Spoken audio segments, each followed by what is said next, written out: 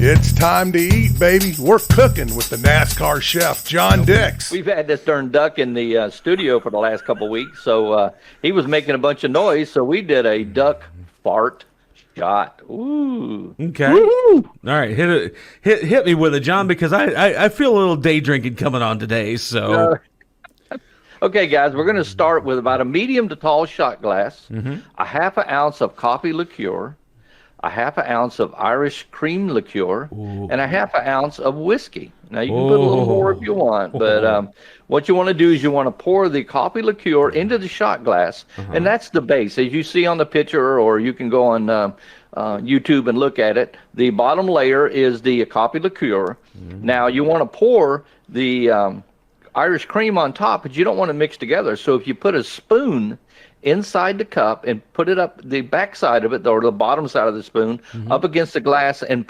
slowly pour your Irish cream in there, it won't mix up and it'll make a layer. And then you want to repeat the whiskey on top of it. And guys, you're going to have you a nice little drink. It's called the duck fart shot.